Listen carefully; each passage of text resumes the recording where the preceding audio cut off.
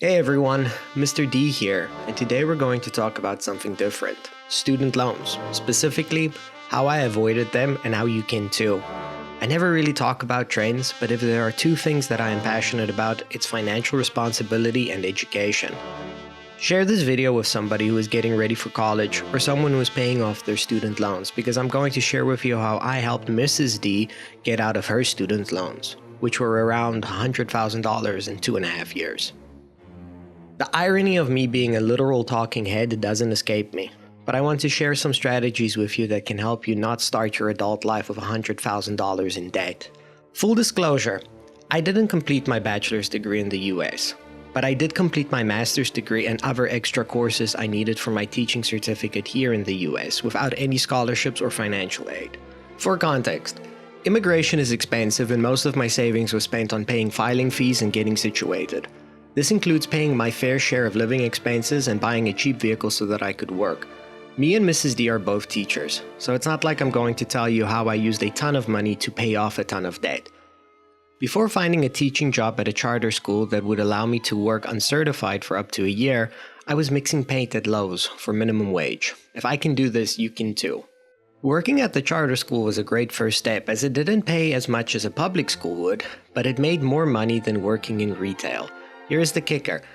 I never stopped working at Lowe's. For about 1.5 years, my life looked like this. Arrive at school at 7:45, finish at 3:45, spend time with Mrs. D and eat dinner, start my shift at 6 p.m. and work until 10 p.m. It sucked, but we both knew it had to be done. I had to save money for the 12 credits I needed to complete my certification, but that's not all. We also had to afford living and paying off Mrs. D's student loans, which we did in that time. Now let's start with how we tackled her loans. It was actually pretty simple. We created a budget of how much we needed to pay all of our bills and buy food, and then we used the rest to make bi-weekly payments. We each allowed ourselves to have around $50 to $75 for personal spending like gas and the occasional book, but everything else went to the loans. We prioritized affordable living and driving older vehicles that didn't need a payment or lease so that we could use that extra money for her loans. Think about how much extra money you could save if you didn't lease a new car. With average prices of around $300 to $500 per month, that could be about $3,600 to $6,000 excluding insurance. And yes, insurance is cheaper on older vehicles. We realized that we could each save around $500 per paycheck. That is about $22,000 over 22 paychecks because teachers don't get paid over the summer. With each of us making less than $50,000 per year before tax, living in New York State where taxes are high. We also made sure we found summer jobs so that we could keep on making those payments. This means that we would pay around $26,000 per year. We did make sure we had a small emergency fund, but all of our savings went to paying off her debt. It took us 2.5 years to push through her remaining debt. Now for the mathematicians over here wondering how we paid off $100,000 in debt in 2 years while only paying $63,000, Mrs. D was in a horrible car accident before we met and made sure to save the insurance money. She made the best of a horrible situation and instead of blowing through it, she put it towards her debt. If she didn't have this windfall, it would still have taken us 3 to 4 years to pay off her debt. Much better than spending the rest of our lives with a hole in our financial bucket. It's hard to keep track of all the ways we found money to pay for this, but the $500 each was the bare minimum. We would work extra jobs, take on extra responsibilities at our schools, and I even started detailing people's cars for some extra money. Now in the middle of this, I needed to enroll for courses to complete my certification, and because I wasn't enrolled in a full degree program, I had to pay up front. Now how on earth do we get out of this mess? Well, with proper planning, of course. I knew I was on borrowed time and had to start planning how I could afford my education. I started researching colleges that offered the courses I needed while meeting the rigorous requirements of the New York State Educational Department. The most affordable option I could find that allowed for online learning was through SUNY Empire State, the state's distance learning university. It still cost me around $10,000 to complete 12 credits. Absolutely ridiculous, but I had to do what I had to do. I worked my whole week away and would spend my weekends completing assignments. Now, of course, this wasn't easy, me being a bright-eyed immigrant that came to the land of opportunity, and I'm immediately met with possibly the most challenging financial puzzle of my life. But that's how life goes, though. There's always something unexpected, unforeseen, or just plain sucky, and that's what makes life interesting. In November 2024, we paid off her loans, and in December 2024, I received my teaching certificate. I was lucky enough to get into a well-paying public school, and now Mrs. D and I know what we are capable of when we work together and put our minds to it. It took teamwork and material sacrifice to do this, but it made our relationship stronger, and that is a greater reward than any concert or vacation could ever be. We also learned valuable financial lessons that are helping us today, where we are buying our first home and planning to start a family in the near future. Now on to part 2 of this video. How did I avoid going into debt throughout my entire formal educational career? For starters, I didn't complete my BA in the US. This saved a lot of money. I actually didn't become a teacher until I was 24. I was a tradesman in South Africa and had a trade diploma, which allowed me to work in Thailand as a math teacher. That visa has since changed. You now need a degree to do that. This was a tough time in my life because I felt like I made the wrong decision with my life, and I needed to take a chance and do something else. After teaching for 3 months, I realized that was what I wanted to do, and I enrolled in a program that would allow me to take classes over weekends. The program was affordable, and I worked full-time while doing so. This also made all of my friends were exploring Asia, and I was taking classes. This was a sacrifice I was willing to make to get my degree in 3.5 years instead of 4.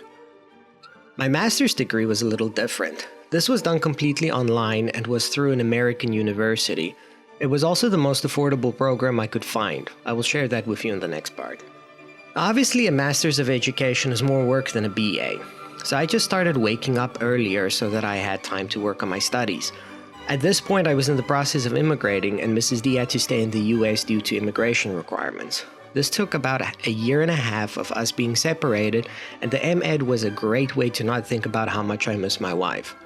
We still found ways to visit each other every 6 months during this time, so it wasn't all bad, just very expensive.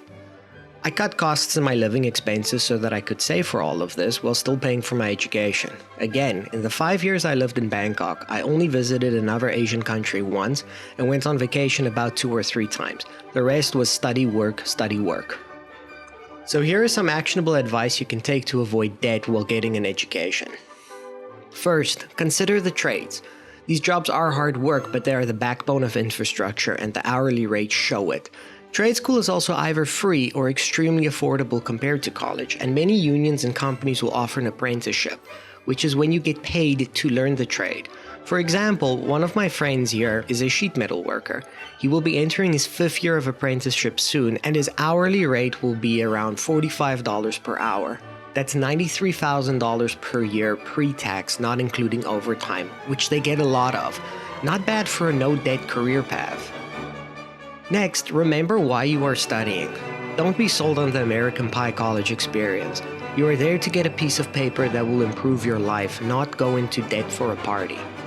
Also, complete a degree that will actually improve your prospects. Don't study a degree that has a low career success rate. Seriously, I love learning about philosophy, but I can learn about it by buying the right books. You really don't need to pay for 4 years of classes to complete a useless degree. Only study a degree that can pay for itself in a set time frame. On that note, find the best school for the best price. You don't need to go to Harvard to be a teacher. It won't get you a higher salary, only more debt. Going to Harvard is worth it if you are entering a high-paying, highly competitive field like law or medicine. There are also excellent state schools and community colleges where you can acquire credits at a cheaper rate before transferring to the more expensive school. Next, self-education is worth more than college courses. Read books, lots of them. You don't need an expensive class to teach you a book. We live in the age of information, lots of free videos by experts on YouTube. And lastly, look at regionally accredited online schools. This is how I ended up paying only $4,000 for my master's degree. Now, just to be clear, I'm not affiliated with any of these schools. I'm just sharing some of my research. I completed my M.Ed through University of the People. Although the course was not enough for me to get my teaching certificate in New York, it did allow me to qualify for the master's salary schedule, which was a $6,000 per year pay raise. The degree paid for itself in less than a year. Another option that I'm actually considering right now is Western Governors University, or WGU. They have a unique program where you pay per semester and you can complete as many courses as you like. They are also an older university compared to UO People, and they are regionally accredited. This type of plan is really useful if you're the type of person that can sit and work through your courses with discipline and speed. It comes down to the faster you work, the less you pay for your degree. They also offer a lot more programs than you owe people. So that was my student loan story. I hope this helps you not fall into the student loan trap or helps you to realize how important it is to pay them off as soon as possible. As a bonus, I would recommend listening to Dave Ramsey or Graham Stephan if you're interested in learning more about getting out of debt. And if you want to see how debt can ruin your life, go and watch Caleb Hammer's financial audit videos. None of those people wanted to be in the position they are now, but if you don't take care of your finances, it can happen to you too.